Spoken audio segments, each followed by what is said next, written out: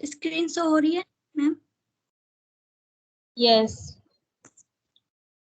My name is Preeti. I am here going to present topic scope and principle of evaluation. अब इसमें पढ़ेंगे क्या? पहले introduction, definition, objective of evaluation, types of evaluation, difference between formative and summative, scope पढ़ेंगे, principle पढ़ेंगे. अब कोई बताएगा कि evaluation होता क्या है? किसी को पता है evaluation होता क्या है?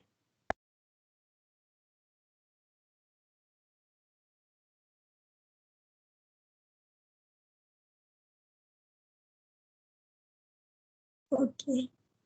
Evaluation. It is a type of assessment by which we gather some information about the individual. Okay. Evaluation is a systematic process of gathering, analyzing, and interpreting information to determine the extent to which instructional objectives are being achieved.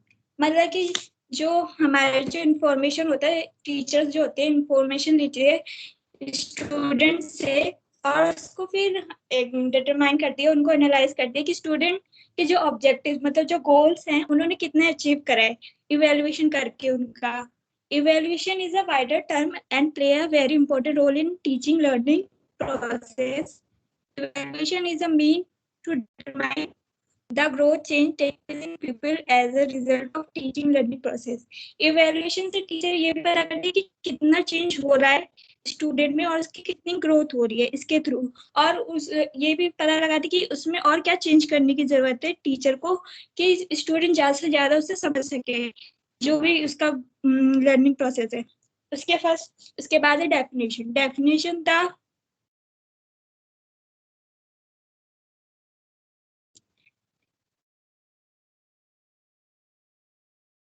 उसके बाद definition.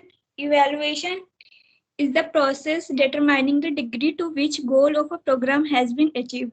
Evaluation से जैसे हमने किसी गोल को कितना achieve करा है हम डिग्री के थ्रू हम पता कर सकते हैं. जैसे कि हम अभी नर्सिंग कर रहे हैं तो जब हम पास आउट हो जाएंगे तो हमें एक डिग्री मिलेगी, तो हमें पता चलेगा कि हमने अपने गोल को कितना अचीव कर लिया है, जो हमारी डिग्री से पता चलेगा. इसे डेफिनेशन को दिया था टाइलर ने. फिर हमारे आते हैं ऑब्जेक्टिव ऑफ इवैल्यूएशन, मतलब कि हम इवैल्यूएशन क्यों करते हैं, हमारे क्या ऑब्जेक्टिव्स है. First, to diagnose the weakness of और लर्निंग डिफिकल्टी ऑफ लर्नर्स, मतलब कि हमें इससे ये पता चलता है कि हम स्टूडेंट में क्या वीकनेस है और क्या उसे लर्निंग में डिफिकल्टी आ रही है. इवैल्यूएशन के थ्रू टीचर पता करती है. सेकेंड है to test the achievement of student. जैसे क्लास टेस्ट टीचर लेती है और इससे पता चलता है कि हमारे स्टूडेंट में क्या अचीवमेंट करा है, कितना अपने अचीवमेंट क्या है अपने गोल को टेस्ट के थ्रू. जैसे क्लास में टीचर टेस्ट लेते हैं, यूनिट टेस्ट, एक चैप्टर कंप्लीट हो जाता है उसके बाद टेस्ट लेती है, इससे इवैल्यूएट करती है स्टूडेंट को. Third, to help in prognosis probable outcome, मतलब कि इससे हेल्प मिलता है. जैसे कि टीचर कोई न्यू मेथड से स्टूडेंट को पढ़ा रही है जैसे क्लास में, तो वो पता करे कि जो मैंने न्यू मेथड पढ़ा रही हूँ वो स्टूडेंट को कितना समझ में आ रहा है. प्रोबेबल आउटकम मतलब कि उसके पॉसिबल रिजल्ट क्या होंगे, मतलब कि संभावित उसके परिणाम क्या होंगे कि मैं स्टूडेंट को जो न्यू मेथड से पढ़ा रही हूँ वो उसको कितना समझ में आ रहा है, उसका पॉसिबल रिजल्ट क्या आएगा, नेगेटिव में आएगा या पॉजिटिव में. फोर्थ है to familiarise the teacher with the nature of people learning development and progress. Teacher student के नेचर से फैमिलाइज होती है, क्योंकि फैमिलाइज होती है उसके नेचर से कि जो स्टूडेंट है वो अपने लर्निंग में कितना डेवलपमेंट और उसमें कितना प्रोग्रेस कर रहा है. Fifth to measure the efficiency of teacher. इससे टीचर को अपनी एफिशिएंसी भी पता चलती है कि मैं स्टूडेंट को सिखाने में कितना कैपेबल हूँ. जैसे उसे पता चल रहा है कि जिस मेथड से मैं पढ़ा रही हूँ स्टूडेंट को वो कितना कितना उसके लिए कितना इम्प्रूवमेंट कर रहा है स्टूडेंट, जिस मेथड से वो पढ़ा रही है उसमें और कितना इम्प्रूव कर सकते हैं कि स्टूडेंट को और अच्छे से समझ में आए. Sixth, to measure fitness of student for promotion and admission to higher courses. जैसे कि जैसे कि स्टूडेंट को जब इवेल्युएशन करते हैं थ्रू द प्रमोशन, जैसे कि स्टूडेंट जब पास आउट करता है तो उसको जो रिजल्ट होता है उसके थ्रू नेक्स्ट क्लास में प्रमोट करा जाता है। जैसे कि हमारे एग्जाम्स होते हैं उसके थ्रू हमें ये नेक्स्ट क्लास में प्रमोट करा जाता है। और जब हम हायर एजुकेशन के लिए कोर्स के लिए एडमिशन जाते हैं तो हमें अगर जो रिजल्ट है उसके थ्रू ही तो हमारा एडमिशन होता है किसी कोर्स में। फिर उसके बाद है टाइप्स ऑफ इवेल्युएशन। उसके कितने टाइप्स होते हैं? 2 टाइप्स होते हैं, फॉर्मेटिव और सबमिटिव। फॉर्मेटिव इवेल्युएशन क्या होता है? It is a ongoing process or continuous process and it is a take place during the program or learning activity. Formative evaluation वो होता है जो हमारे टीचर्स पढ़ाते वक्त, जैसे हमारा कोर्स चल रहा है तो उसके बीच हम इवेल्युएशन करते रहते हैं स्टूडेंट का, जैसे क्लास टेस्ट लेके यूनिट टेस्ट होता है। मतलब कि उसमें हमें स्टूडेंट को कुछ चैप्टर्स सिलेक्ट कर दिए जाते हैं कि ये चैप्टर्स आएंगे और उसका टेस्ट होता है। और टर्मिनल एग्जाम भी बोल सकते हैं कि उसमें टर्मिनल एग्जाम लिया जाता है, उससे इवेलुएट करा जाता है स्टूडेंट को। फिर आता है second summative evaluation. It refer to the evaluation of the learning that sum और summarise the development at the end of the course.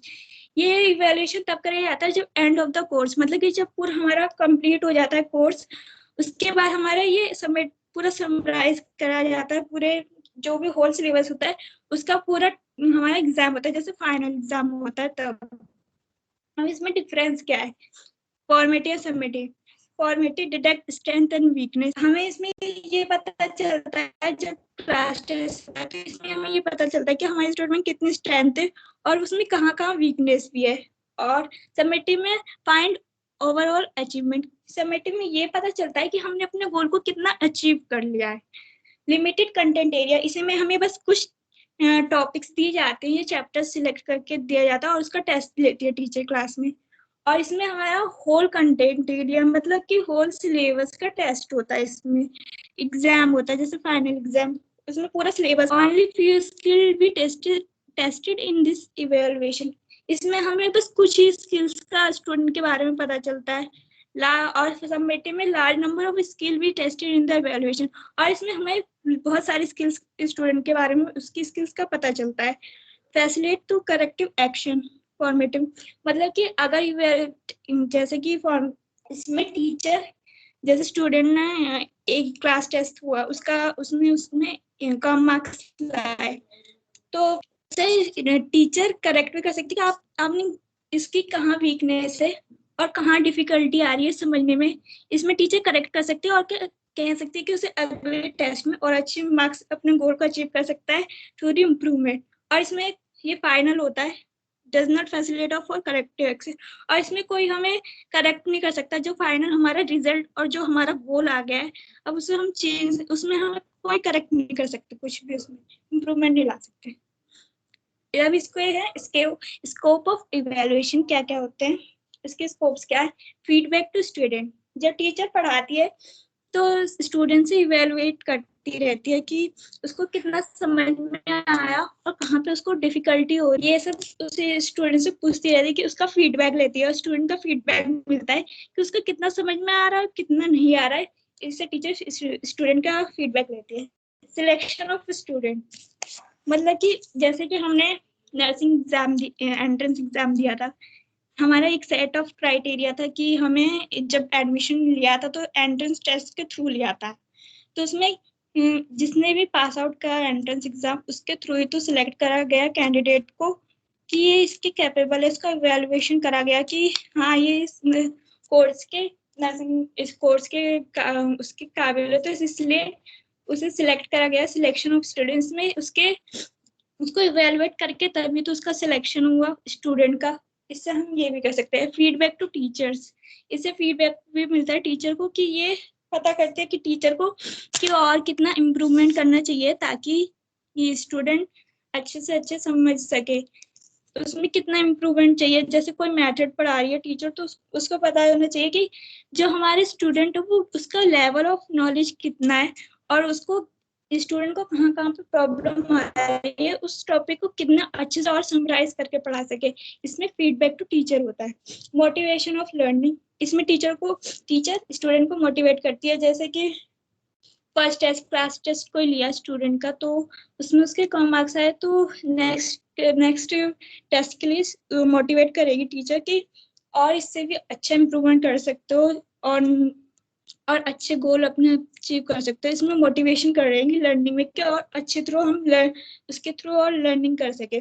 Certification और कोर्स कंप्लीशन, जब हम कोई भी कोर्स कंप्लीट करते हैं तो हमें एक सर्टिफिकेट मिलता है जिसके थ्रू इवेलुएट करा जाता है स्टूडेंट को, और ये इंडिकेट करता है कि स्टूडेंट की रैंक भी और उसकी पोजीशन की, उसकी क्या पोजीशन है इन द ग्रुप। ये सर्टिफिकेशन कोर्स ऑफ कंप्लीशन होता है। मतलब कि यही होता है कि जो सर्टिफिकेट मिलता है, जैसे बेस्ड ऑन ये समेटिव इवैल्यूएशन जो हमारा फाइनल एग्जाम होता है, तो हमें जो कोर्स कंप्लीट करेंगे उसके बाद जो फर्स्ट सर्टिफिकेट मिलेगा, इससे हमारी एक रैंक भी पता चलेगी कि हमारी क्या रैंक है, हमें जो ग्रेड्स मिलेंगे उसके थ्रू। फिर आता है principle of evaluation. Evaluation is should be a continuous process. Evaluation एक कंटिन्यूअस प्रोसेस है। जैसे टीचर हमारा टेस्ट लेती रहती है, इवैल्यूएट करती रहती है through out the course. It must be clearly stated what is to be evaluated.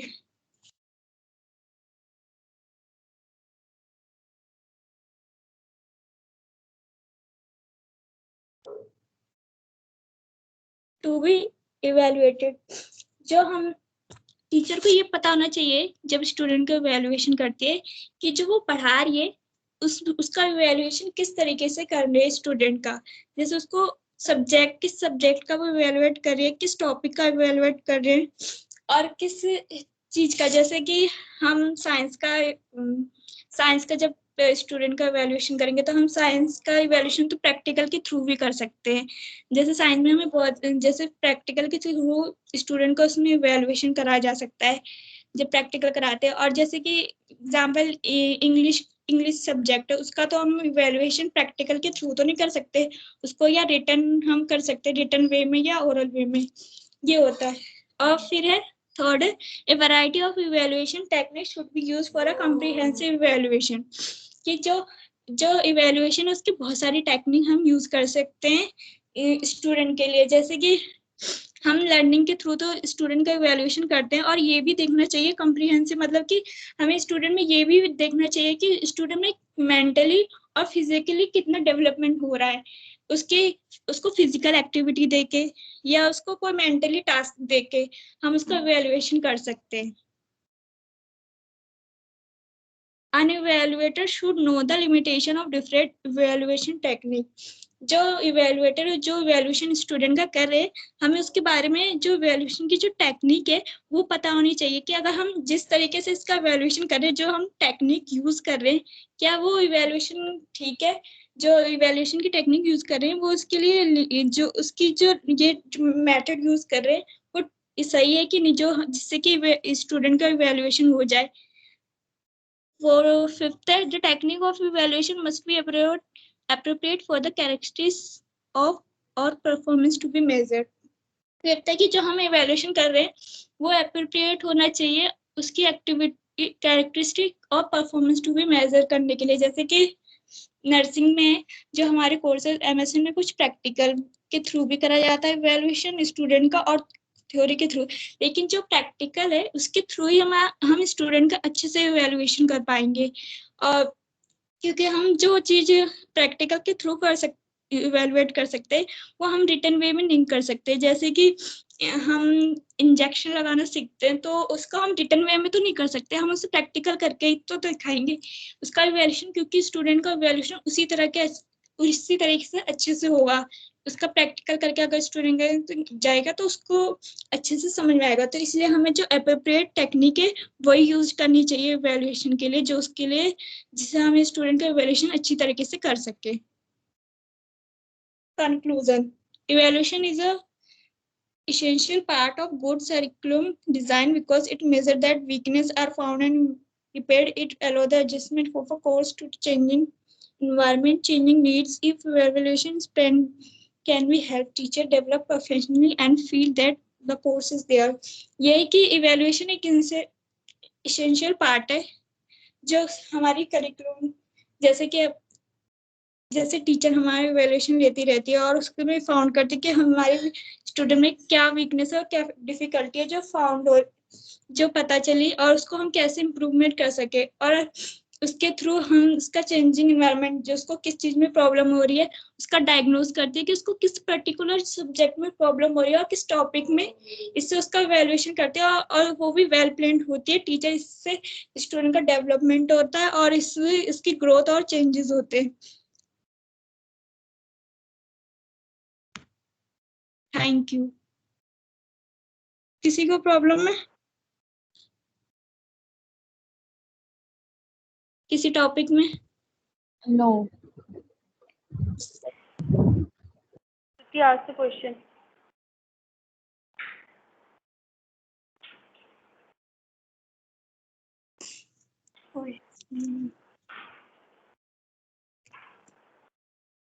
कोई भी इसके ऑब्जेक्टिव्स बता दो, 3 कोई भी।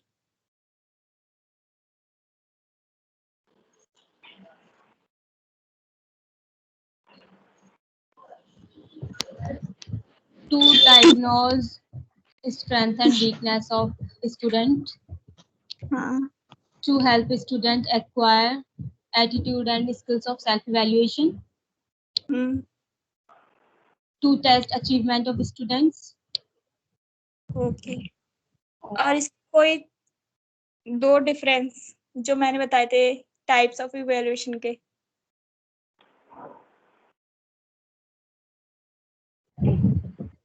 अच्छा, फॉर्मेटिव और सबमेटिव में डिफरेंस?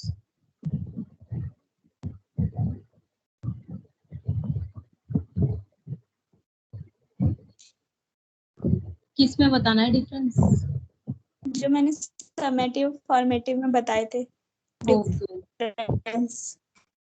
फॉर्मेटिव में ये होता है कि स्टूडेंट की हम लर्निंग को मॉनिटर करते हैं उसके ऑनगोइंग फीडबैक से, और उसमें सबमेटिव में ये होता है कि eight the end of the session उसको मतलब इवेल्युएट किया जाता है। और इसमें ये होता है कि इसकी स्ट्रेंथ और फॉर्मेटिव में स्ट्रेंथ और वीकनेसेस को डिटेक्ट करते हैं, और इसमें इसकी सबमेटिव में ओवरऑल अचीवमेंट को देखा जाता है। और इसमें फॉर्मेटिव में लिमिटेड कंटेंट होता है, उसमें होल कंटेंट होता है। ओके मैम, हो गया। नहीं प्रीति, नॉट ओनली उजाला, बहुत लोग हैं क्लास में ना। आज to Dipti. Okay Always Ujala is answering the question. Dipti. Summarize the topic. Dipti, summarize the topic.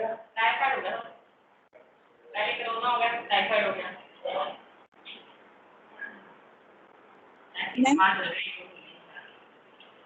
Okay, wait.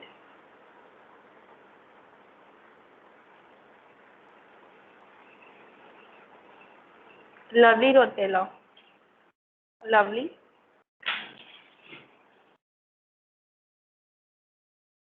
Mehak Rana.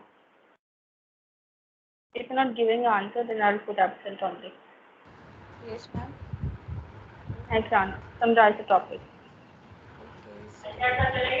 Definition of the assessment phase. Assessment is the process of documenting जो कि हम usually करते हैं measurable time के skills के लिए, attitudes के लिए और डिग्रीज के लिए। अब क्राइटेरिया होता है for selection of techniques and methods. तो टेक्निक्स और मेथड्स में हम जो है टूल्स यूज करते हैं फॉर इवैल्यूएशन, और इसमें हम एविडेंस कलेक्ट करते हैं for development of student and उनको एक डिजायर्ड डायरेक्शन देने के लिए। And there are other assessment tools for there are other assessment tools for validity. तो validity होता है कि which is a test method और test ये जो इसमें important criteria ये होता है कि इसमें quiz validity होती है, content validity होती है, construct validity होती है, criterion related। और सेकंड है कि इसमें रिलायबिलिटी भी करते हैं हम। तो रिलायबिलिटी में 2 टेस्ट होते हैं, test method and split half method. And third is objectivity. तो ऑब्जेक्टिविटी में क्या होता है कि ये डिस्क्राइब करता है किसी भी डिग्री, ये डिस्क्राइब करता है डिग्री ऑफ फंक्शननेस विच 2 और more evaluators hold the same test. और ये एलिमिनेट करता है फिक्स्ड ओपिनियन को, judgement of the person and then फैक्टिबिलिटी एंड फिजिबिलिटी। अब ये क्या होता है कि ये डिपेंड करता है वेरियस फैक्टर्स पे, जैसे कि कन्वेंशनलिटी पे और इंटरप्रिटेशन पे और इकोनॉमिक सोर्सेज पे। एग्जाम्पल, अगर कोई भी स्टूडेंट जो है वो टेस्ट कंप्लीट कर रहा है और जो टाइम फ्रेम सेट किया है उसी में, तो ये जो है ये विद इन द ये जो है cost with in the cost होता है, इसमें बजट लिमिट्स होता है। रेलेवेंस है कि नेक्स्ट है relevance, it is the appropriateness of assessment actually be evaluated. इसका एग्जाम्पल ये होता है कि जैसे someone is talking about pH levels in soil during task. Specificity होता है the item in a test must be specific to the objective. Example है इसका, अगर कोई भी टेस्ट हम कर रहे हैं हेल्दी पीपल का और इसका अगर नेगेटिव आता है तो वो इलनेस स्पेसिफिक होता है।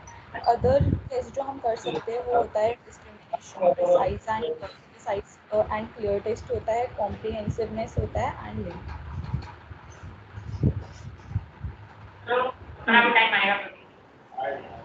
So understood to all of you?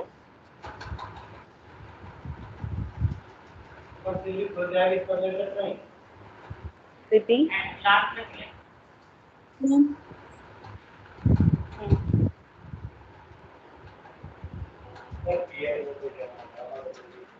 Okay. Who having next presentation? I'm Priya. Priya, are you ready? Yes, ma'am. Okay. What's your topic? And criteria for selection of assessment technique and method. Very good. Okay, start.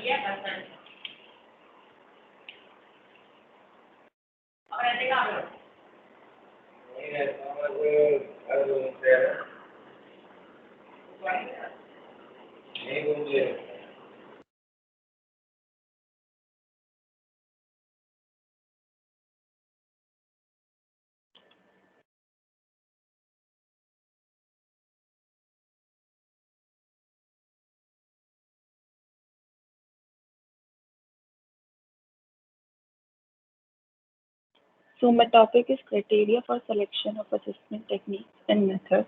In this topic, I covered all the points like definition of assessment, criteria for selection of assessment techniques and methods, assessment tools like validity, reliability, objectivity, practicability, relevance, specificity, and others. Firstly, I tell you the definition of the assessment. Assessment is the process of documenting, usually in the measurable terms, knowledge, skills, attitude, and beliefs. And assessment in education is the process of gathering, interpreting, recording, and using information about pupils' response to an educational task. Means जो assessment है, like जैसे कोई teacher है, students के लिए जो student है वो स्किल, नॉलेज, एटीट्यूड के हिसाब से उसे असिस्ट करता है। तो टीचर्स हमें कैसे ऑब्जर्व करती है, लाइक स्टूडेंट की स्किल्स के जरिए, उसके नॉलेज के जरिए, उसके एटीट्यूड के जरिए। एग्जाम्पल, किसी भी बच्चे के स्किल्स इंटरेस्ट को देखने के लिए एग्जाम्स होते हैं, जिससे किसी भी स्टूडेंट की नॉलेज स्किल्स के बारे में पता चलता है। इस तरीके से टीचर असिस्ट करती है किसी भी स्टूडेंट को। Next is criteria for selection of assessment techniques and methods. The technique, method, or tools used for evaluation are means for collecting evidence about students' development in desired direction. There are some criteria one should follow while preparing the tools of assessment. Criteria for selection, assessment techniques and methods means किसी भी चीज के लिए evaluation के लिए कुछ criteria tools होते हैं। इवेल्युएशन में किसी भी स्टूडेंट्स की डिजायर, उसका डेवलपमेंट, ये सारी चीजें आती हैं।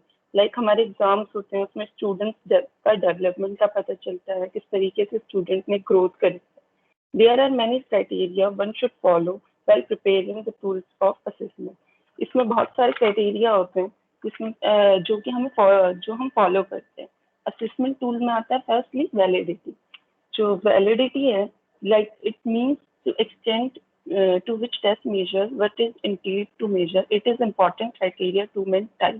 वैलिडिटी मतलब किस वैलिडिटी मीन्स नॉर्मली उसकी वैलिडिटी के वर्ड से ही आपको समझ आ रहा होगा कि वैलिडिटी हमने एक, जैसे कि एक पर्टिकुलर चीज के लिए एक वैलिडिटी होती है उस टाइम की।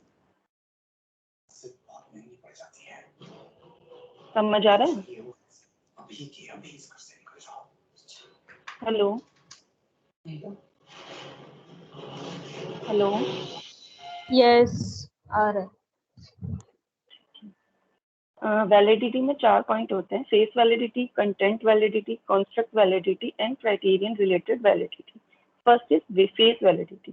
Does the content of the test appear to be suitable for its aim?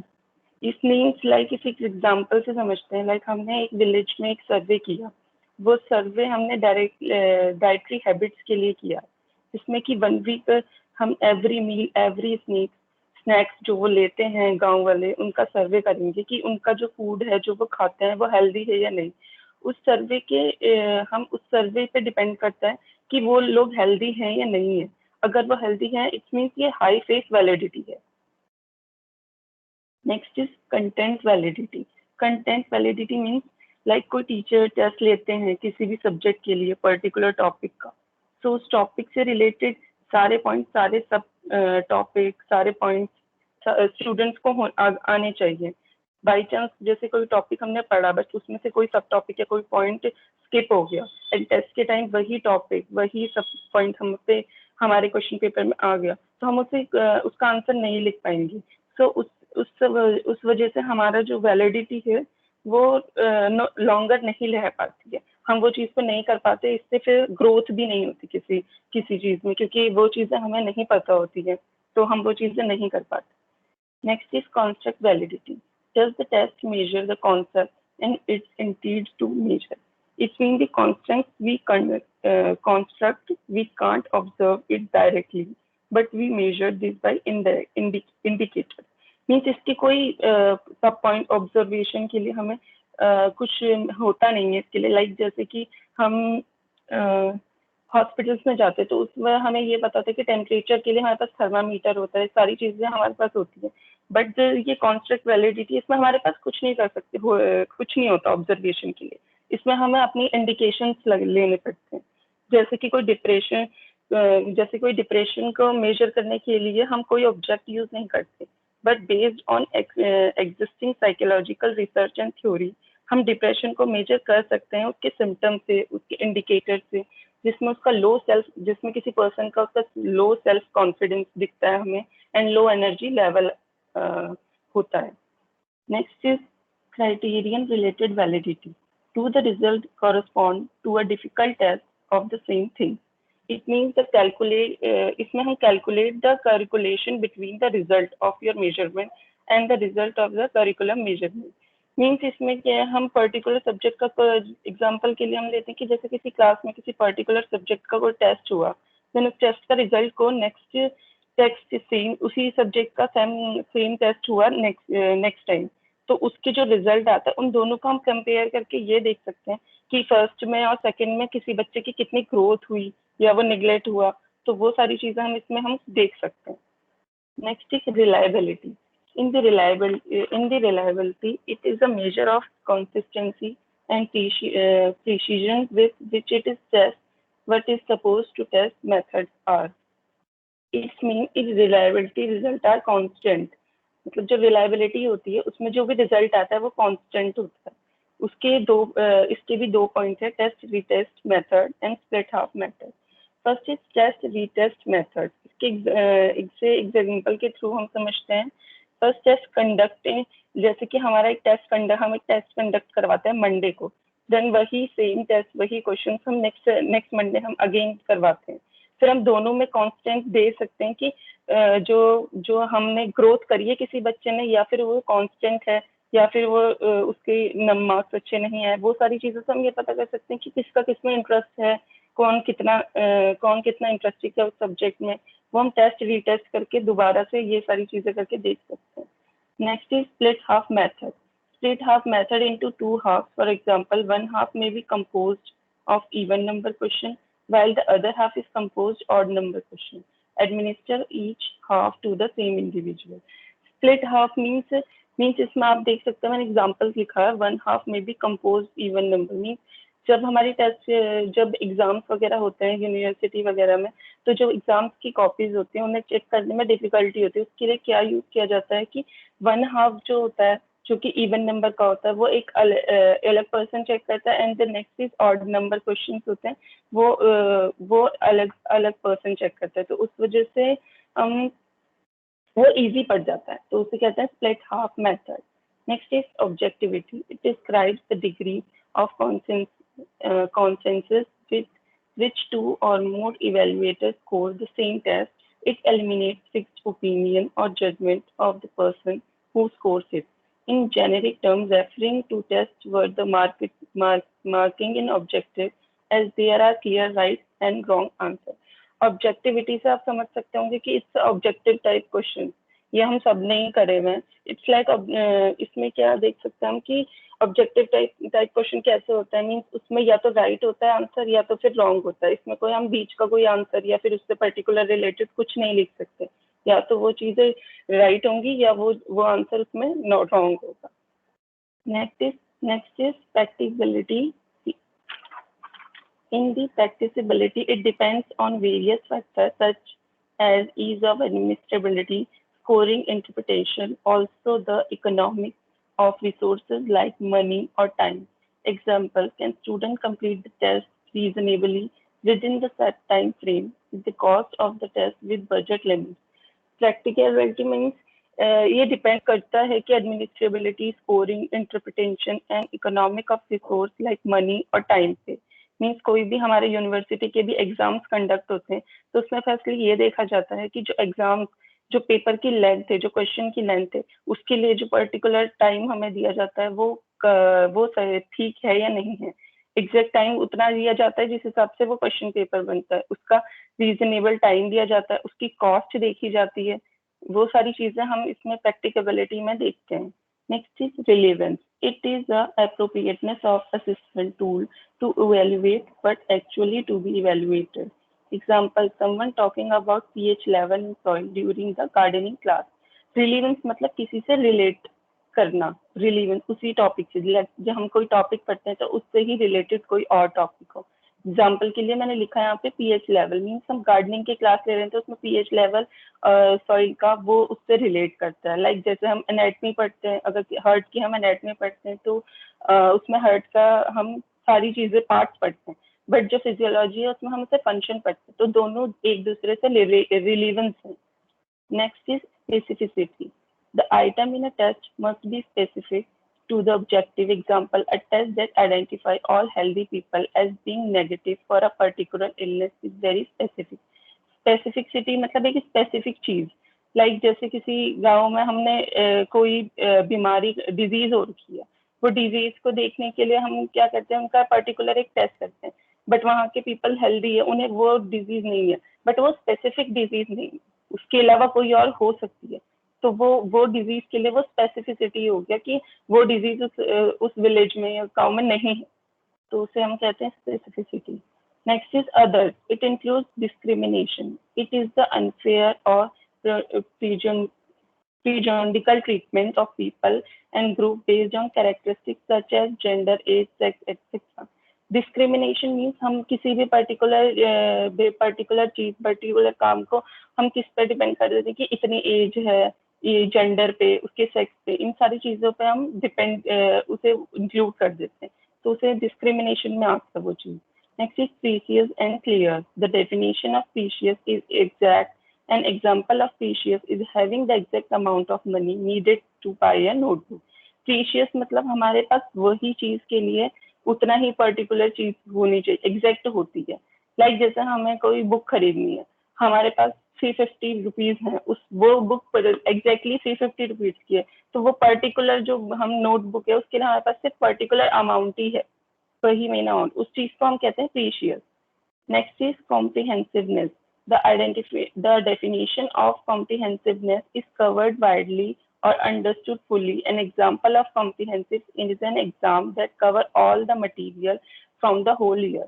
Comprehensive means जैसे हम पूरे ईयर एक सब्जेक्ट पढ़ते हैं, उस पूरी बुक में पढ़ने के बाद हमारा एक फाइनल एग्जाम होता है जिसमें कि उसमें से कोई भी क्वेश्चन उससे रिलेटेड, बुक से रिलेटेड सब कुछ आ सकता है, तो उस चीज को हम कंपेयर कर सकते, कॉम्प्रिहेंसिवनेस कह सकते हैं, बिकॉज उसमें भी होल ईयर में जो हमने पढ़ा है या जो कुछ भी किया वो एक एग्जाम में हम सारी चीजें आ जाती हैं एक क्वेश्चन पेपर में. Next is length. Length is a measure of how long an object is or the distance between 2 points. For example, the length of the ruler is 20 centimeter. Length आप सबको पता होगा. Length एक particular चीज की किसी भी चीज की length, उसी चीज को हम वो length कहलाती है. Thank you. किसी को कुछ पूछना है पूछ सकता है.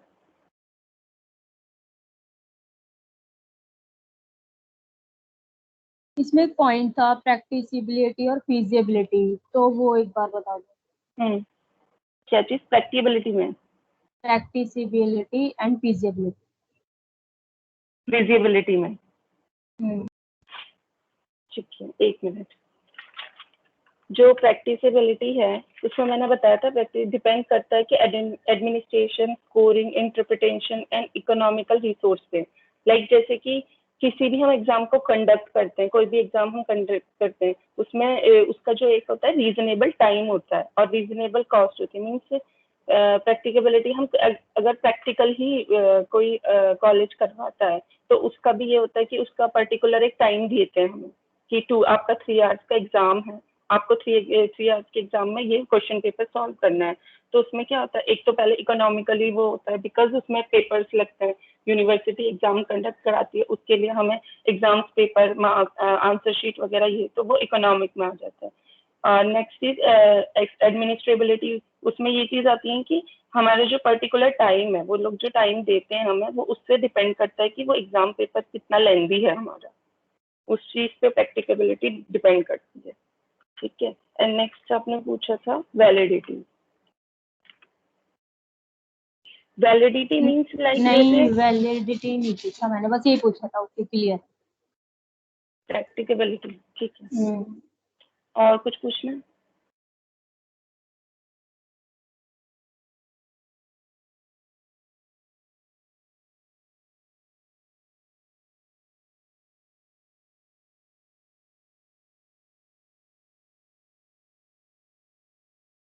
किसी को कुछ नहीं पूछना?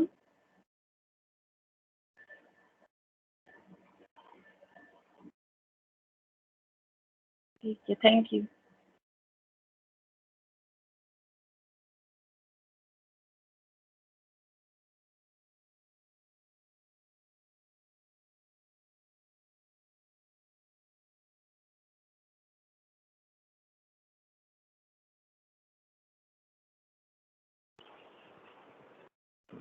Hello, Jala.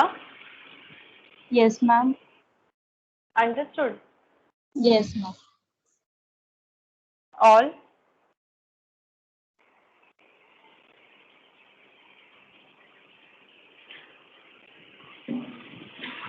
Okay.